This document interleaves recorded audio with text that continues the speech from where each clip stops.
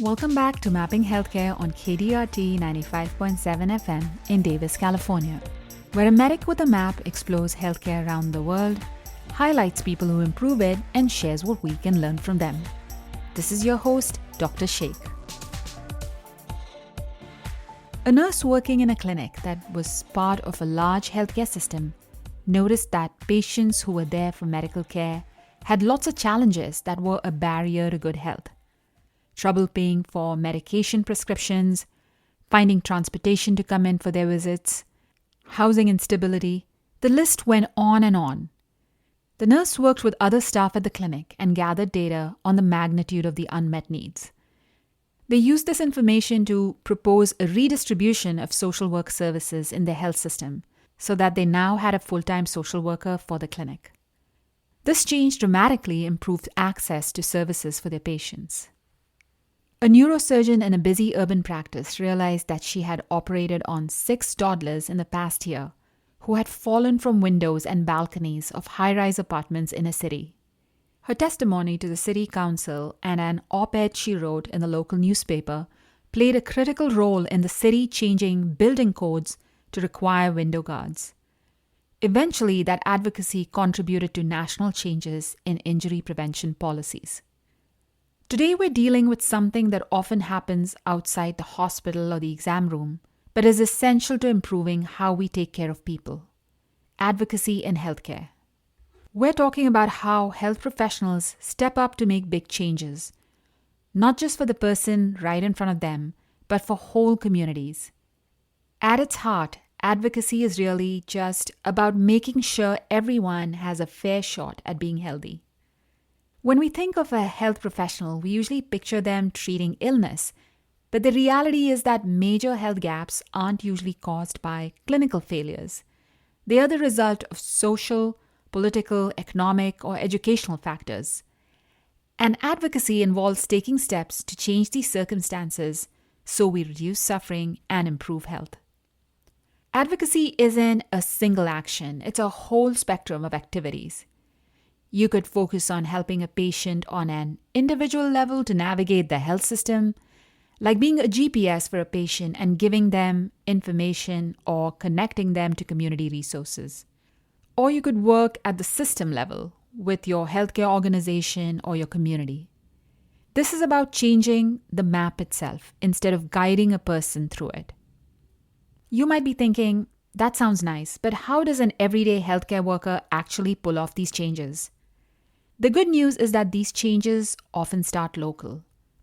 Like a pharmacist whose patient was worried about her grandson who couldn't access addiction treatment due to long waiting lists.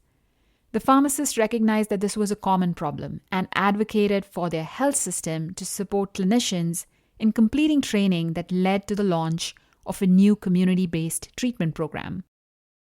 Or take a medical assistant who realized that many of their school-age patients had high rates of obesity. They joined with parents and teachers at their local school to promote healthy school lunches. Our guest in today's episode of Mapping Healthcare is Dr. Susan Kressly, President of the American Academy of Pediatrics, a professional society of 67,000 pediatricians. We talk about her journey advocating for children and pediatricians, which started in her own clinical practice and grew nationally. The views expressed on the show are mine and those of my guests. Sue, welcome to Mapping Healthcare. You went to med school at Temple University and you completed your residency at St. Christopher's Hospital for Children in Philadelphia, where you were also a chief resident. You're both certified in pediatrics and also in clinical informatics. So tell us what got you interested in pediatrics. Tell us a little bit about your path to what you do now. Thanks so much for having me. So I actually am one of those people who wanted to be a pediatrician from a young age. I actually didn't have a pediatrician growing up in my small town in Pennsylvania. I saw a family practitioner and his office was at the other end of the block from my house. And I used to ride my bike to his office and sneak in to get lollipops all the time. Plus, I thought he had all these kind of cool tools and do things. And he saw that I was in his office a lot. And he asked me one day when I was in for a visit, you should come do what I do and be a doctor. And I said, no, I don't I don't think I want to work with smelly old people. Of course, now I am one. But he said, no, you can actually do what I do and only take care of kids. And I was shocked and it didn't occur to me. And he said, yeah, that's called a pediatrician. I'm like, okay, that's what I'll be. And so probably from that time of age 4.5, I told everybody I was going to be a pediatrician because doctors had cool toys and they made people feel good. And I could do that just with kids. So that seemed to fit in my wheelhouse. So I'm one of those people who's always felt called to take care of kids. And I find joy, like many of pediatricians do, in their honesty, in their openness, in their uncanny ability to have hope and find joy, even when it's challenging. And so, really, I've spent the rest of my career justifying why I went into pediatrics, but I do it all over again. It really is amazing. And when I've paused for a moment to say, do I want to do something else? I always come back to kids. And general pediatrics really was important to me because of the variety of things that you get to see across the lifespan. You know, a 2-day-old is not a 2-year-old, is not a 12-year-old, is not a 22-year-old. And so you really have to learn a lot about the physiology and development of people, physically and emotionally and behaviorally. But you also get to be part of the journey, right? And having practiced for over 30 years and watching some of my former patients go on to do amazing things, some of which are in prominent positions all over in all different fields across the country, is very satisfying. And it's also been very fun this year as president of the American Academy of Pediatrics, where former patients are calling me up and saying, hey, I saw you on TV, or I saw what you wrote, and that's so cool. I tell everybody I know her, which is really really such a joy. Yeah, so lots of reasons for those listening that might be aspiring pediatricians to stick to the course.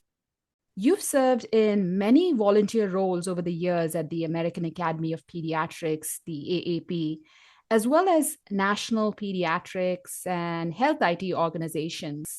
So tell us, how did you get involved with advocacy? Was there a specific issue or a problem that prompted you to become involved? So my friends will tell you that I have a dominant advocacy gene. And actually, I never really thought of myself as someone who was, advocacy was important, but in retrospect, I have an incredibly strong sense of justice and fairness and fighting for people and for things that I think are not fair and need to be rectified. Probably one of my earliest advocacy events was scheduling a boycott of recess in second grade.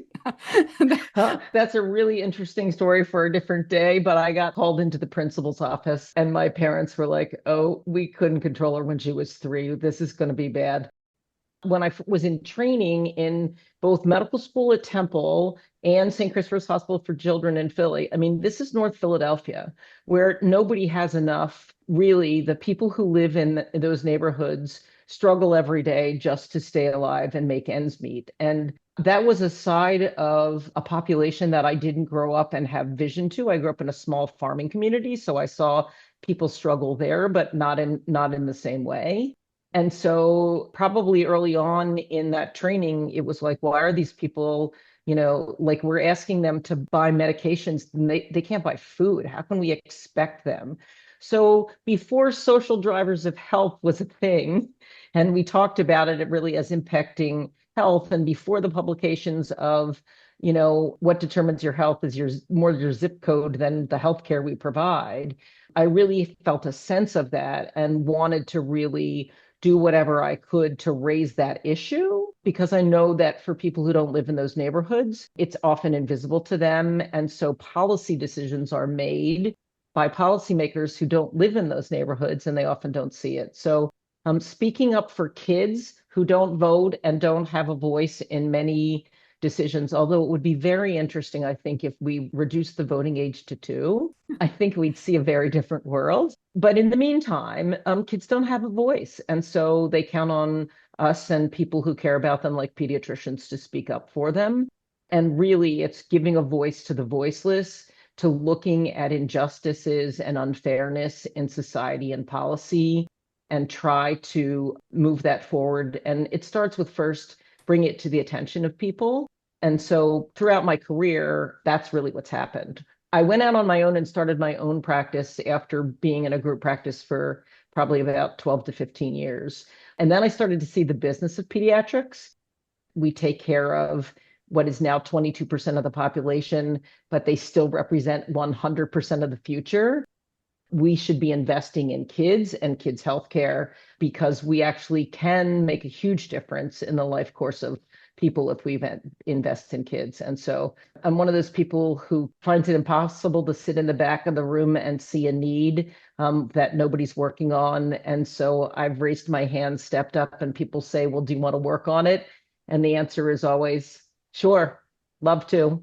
If anything I can contribute will make it better for kids and the families that we serve in the community and our profession and my colleagues, then count on me, put me in.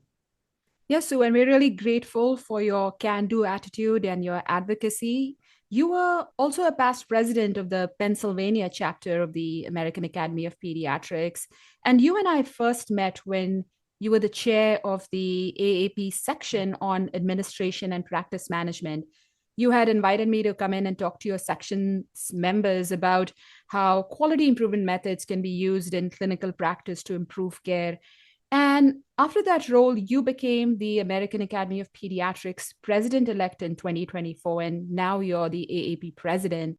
So you've had years and years of experience in organized medicine, advocating for child health and the kids we take care of. Pediatric healthcare, as you mentioned, in the US is severely underfunded and under-resourced and is part of a broader system that generally undervalues pediatrics. You were the founding partner of Kressly Pediatrics, where you worked in private practice for 3 decades.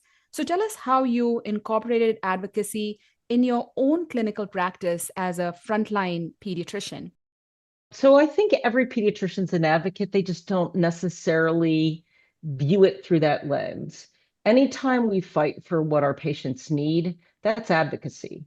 And so whether you're fighting with an insurance to get a medication approved through prior authorization, or you are advocating at a school meeting for the needs of a patient who's having challenged in the school, or you're fighting with a healthcare system to get your patient an earlier appointment because you know that they have an urgent need to be seen. That's advocacy. That's seeing a need and stepping up and helping to advance that issue. What I realized early on is those individual efforts are still important and one-on-one in the exam room, in the clinical room, and in your practice. But if you can, and it's part of my DNA of sort of continuous quality improvement, which you and I share, that if you go upstream and really look at the root cause of the problem, you can have much more impact if you really attack it from a bigger issue. And so I felt for me, it was a win-win. If I'm going to advocate for my patients and for my practice, why not go upstream and maybe use a larger megaphone or platform so that everybody who's experiencing that same struggles, if I can advocate for my colleagues and my patients and other communities, it's a win-win. So to pediatricians and other professionals or people who care about advancing what seems to be an imbalance of power or something that's not fair, yes, help one-on-one with the people in front of you, but give some time to think about, is there something that's driving it that's further upstream that you could really impact the lives of many more people? And what are you comfortable doing? Because not everybody is comfortable standing with a legislator, but most people are comfortable going to a school board meeting or talking to people in their community or even writing an op-ed in the local town paper to bring an issue to light, so that the first step in advocacy is really educating and understanding and learning yourself about what are the other viewpoints that are really determining a problem so that you have a better picture of the problem as a whole. Several professional societies, including the American Medical Association, endorse the importance of physician advocacy and the need that physicians should advocate for social, economic, educational, and political change that improve health. And a lot of other health professions organizations endorse that movement. They include such advocacy as part of professionalism. So, what do you believe are pressing issues in child healthcare? And there's so many, so maybe you could start with one, right? Like an example of a pressing issue in child healthcare today in the US. And how would you prepare to talk to an elected official about this issue? Yeah, so to me, a lot of the pediatric challenges stem from a lack of understanding about how healthcare is different for children than adults. And that's not only what we do, but how we approach it. And this can apply very, very broadly. For example, so much of pediatrics is prevention, health promotion, early identification, screening, etc. And actually, there's getting a lot of attention to health and wellness. And so I think we have an opportunity in this moment to actually bring this to the attention. Oh yeah, pediatricians, it's the foundation of what we do, is in setting up children to be thriving and keep them as healthy as possible. But we do that in the framework of a healthcare delivery system and a payment system that does not think like that. Most of the attention is paid in healthcare is around adult chronic care management, because you can save a lot of healthcare dollars by avoiding one broken hip and fall, or treating congestive heart failure in a more effective way. And so there's a lot of focus on management of chronic disease, but not attention and actually resources put into prevention. And that's for many reasons. I've lived in Florida for a decade now, which is a place where, unfortunately, we've experienced too many hurricanes. And it occurred to me after the third hurricane we experienced on Sanibel Island that the insurance industry, whether it's your car insurance, your hurricane insurance, or your health insurance, the insurance industry was never designed for prevention and the well state. You don't use your car insurance to fix your brakes so you don't have an accident. You don't use your hurricane insurance to get better windows so you have less damage in the next storm. Insurance was designed to take catastrophic events and amortize the risk over a population. So no wonder pediatricians are banging our heads against the wall, because the health insurance industry was never designed to put a lot of resources in prevention and health promotion. So I think that we have an opportunity here to have policymakers and decision makers really pause and think, that makes sense. And so how do we look at this with new ways? It's not good enough to just dismantle and say what's wrong with our healthcare delivery system. It's up to us to design something better. And so that in this moment, we can start planting seeds for a better way that we deliver healthcare. And I think if we do it with a developmental lens of children, again, knowing that a 2-day-old is not a 2-year-old, is not a 12-year-old, if you build it that way with that developmental mindset, it will actually work for adults too, because a 22-year-old is not a 42-year-old, is not a 62-year-old, is not an 82-year-old. And so we have to stop thinking that, there's an average adult patient and think in this developmental lens. And so let's look at health promotion through a developmental lens. And I think if we can do that, and we can think about how to finance it, pay for it, and promote health and wellness, including lift up those things that we know with social drivers of health, poverty, lack of adequate housing, safe places to live, and healthy food to eat. If we put attention where we know what will actually make people healthier, I think we have an opportunity in this moment to make a difference. Yeah, and that was a really interesting analogy about the role of insurance. Are we creating a healthcare system, or are we creating a sick care system? And what's the role of pediatricians in that mission? And so you mentioned the hurricanes you've been through in Sanibel Island, Florida. And when you received the phone call letting you know that you were elected to be AAP president, it had been a year since Hurricane Ian hit Sanibel Island, Florida, where you live. And the storm severely damaged your home. And resilience is one quality that you have ably demonstrated during your year as AAP president, for sure, and also in your many AAP leadership roles. So, in your opinion, what are some critical challenges that clinicians face in their advocacy efforts these days? And how can clinicians address these challenges? Yeah, so I think that we can take what we know about children and know in their emotional and behavioral development that when we have safe, stable, nurturing relationships and communities, they're more resilient and they thrive. And so I think it's important for us as professions of people who take care of kids to understand that we also must, for ourselves, create a safe, stable, nurturing community where we lift each other up and realize this is a marathon and it's a relay race marathon, which we're tapping in and using each other. And so I think that we have to make sure that we are taking care of ourselves and each other if we're going to be effective in doing this. And this is especially important because we clearly see the role of advocacy in changing outcomes for the people we serve. So, there's a range of what clinician advocacy can look like, and you alluded to it a bit. It can range from membership of one's professional society. You mentioned speaking at community and school forums. There's also, the opportunity that we have to serve on boards of schools or community organizations. Parent education, you mentioned, happens on a day-to-day basis, advising policymakers, talking to health reporters. Leadership positions in one's own health system allows one to make long-standing change. But there's quite a big gap between the advocacy that clinicians want to be involved in and what we end up doing. So we're talking in November, a month when lots of Americans go to the polls, but physicians vote less than other professions, even less than the general public. So what suggestions do you have for physicians wanting to get involved in advocacy work? And what would you tell clinicians who may not be participating in these advocacy efforts yet?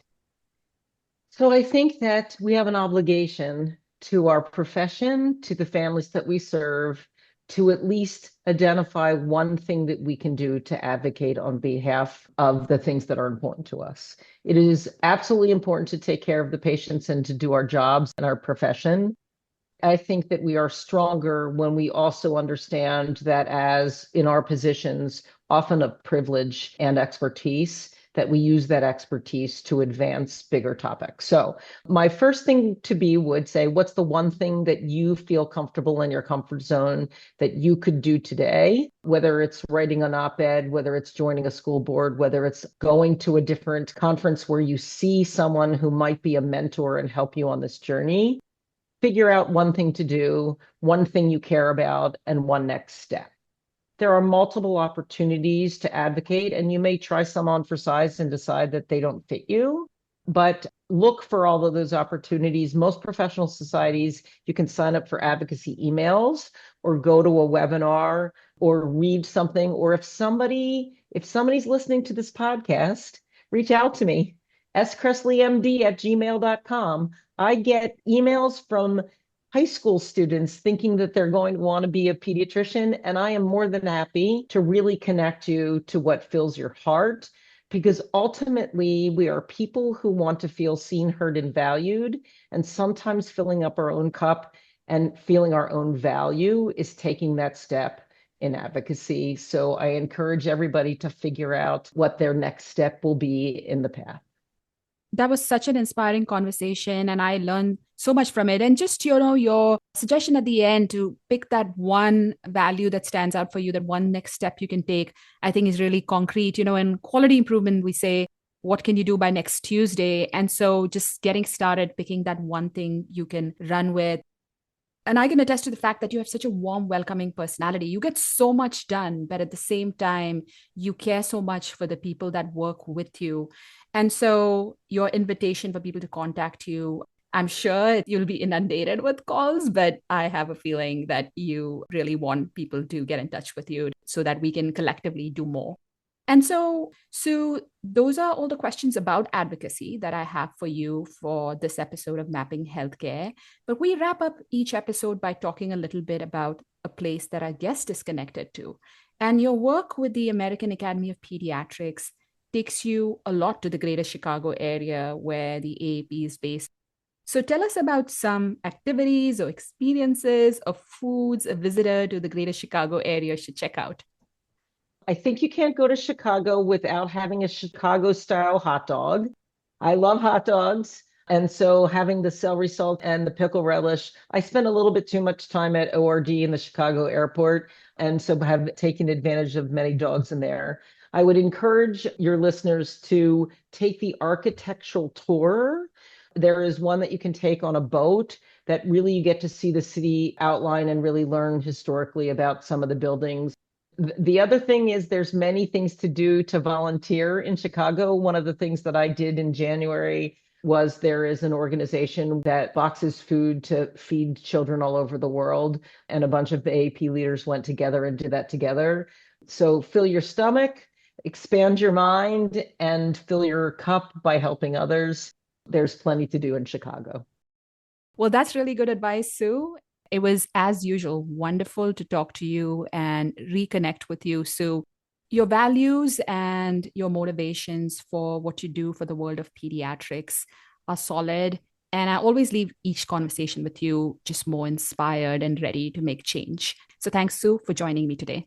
And thanks so much for having me. So that was Dr. Sue Kressly telling us about her journey speaking up on behalf of children and their families. In doing my research for this episode, what really struck me was when clinicians were surveyed about why they work in advocacy. They talked about changing policy, fulfilling a professional obligation, but they also said that advocacy was a way to avoid burnout. So how does adding more work, often difficult emotional work, prevent burnout? Advocacy fights something called moral injury, that feeling of helplessness that clinicians get when they know what their patient needs, but health system quirks, bad policies, or lack of resources stops them from providing it. Engaging in advocacy, even if it's tough, gives back a sense of agency, of control. You're not just witnessing the problem, you're actively trying to fix the system that's causing it. And advocacy can be restorative, but the reality check is that this work almost always has to happen outside of regular work hours, on top of an already demanding job. And then there is the training gap. If you don't have any training on advocacy, you could be wading into complex policy or political conflicts without any real tools or formal preparation, and that could be incredibly stressful and even risky. Which leads to another issue: fear of reprisal, political blowback, conflict with powerful people or institutions, or damage to your reputation. Those are real concerns, especially in political or professional environments that may be polarized or toxic. A key piece of advice that comes through again and again is coalition building. Don't go it alone. Partner up. Your voice is powerful, but it gets amplified when you work with affected communities, other organizations, and policy and legal experts. So find allies. And one more point: self-care. Advocating for others, especially against powerful systems, is draining. You have to build in time for rest and rejuvenation, to stay strong, stay focused, and handle the inevitable setbacks. So advocacy in healthcare is about turning observations from healthcare settings into actions that create a lasting difference. It's about using your voice to influence not just individual health, but the health of our society. And you can do that by picking one thing you can do this week to start flexing and strengthening your advocacy muscle. Thanks for tuning in. This was your host, Dr. Sheikh. You were listening to Mapping Healthcare on KDRT 95.7 FM. Please connect with the show on Instagram at Mapping Healthcare to share your thoughts and ideas for future episodes or guests. You can hear Mapping Healthcare around the world anytime on kdrt.org and wherever you get your podcasts. If you enjoyed this episode, please don't forget to subscribe and leave a review.